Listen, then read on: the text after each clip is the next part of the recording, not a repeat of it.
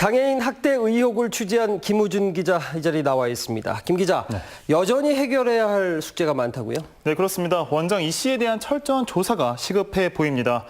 먼저 장애인 공동생활 가정의 정원수 4명보다 많은 7명의 중증 장애인들을 어디에서 어떻게 데리고 왔고 그 과정에 조력자 등은 없었는지 충분한 조사가 필요해 보입니다. 이 씨가 규정 인원보다 많은 장애인 수에 집착하는 이유는 바로 돈 때문입니다.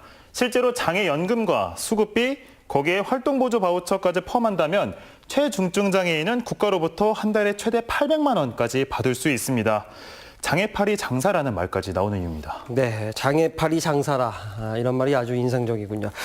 그러면 이런 장애인 시설은 누가 운영을 할 수 있는 겁니까? 일단 지방자치단체는 원칙적으로 신고제이기 때문에 신고 요건에 맞게 된다면 신고 수리를 할 수밖에 없다는 입장입니다. 하지만 이번 건은 지자체에서 조금만 신경을 썼더라면 사전에 충분히 막을 수 있었습니다.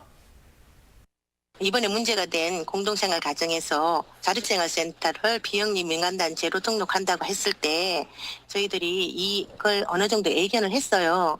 그래서 충청북도에다가 저희들은 반대 의견을 했었고 거기는 자립생활센터가 아니다라고 계속 어필을 해왔던 그런 상황이었거든요.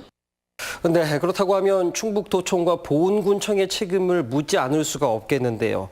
김 기자, 이번에 그렇게 분리 조치된 장애인 7명은 향후 어떻게 되는 겁니까? 네, 일단 앞서 리포트에서 나온 것처럼 임시로 분리 조치가 됐습니다. 하지만 문제는 이제 최장 2주까지밖에 있지 못한다는 건데요.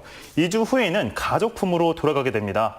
하지만 가족이 없거나 받을 의사가 없다면 또다시 그분들은 오갈 곳 없이 방치되다가 문제가 된 모텔과 비슷한 곳에 다시 들어가게 되는 겁니다. 전문가들은 이런 악순환을 끊기 위해서라도 장애인 학대 피해자 쉼터 설치가 시급하다고 말합니다.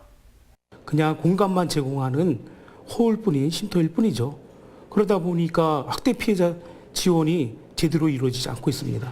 우선 시급한 것은 또 그리고 재발 방지를 위한 또 근본 해결책을 위한 가장 기본인 학대 장애인 그 쉼터가 빨리 개소가 되어야 될 것으로 보여집니다.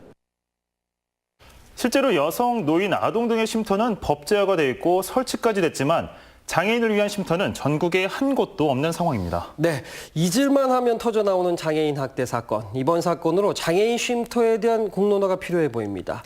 김우준 기자였습니다.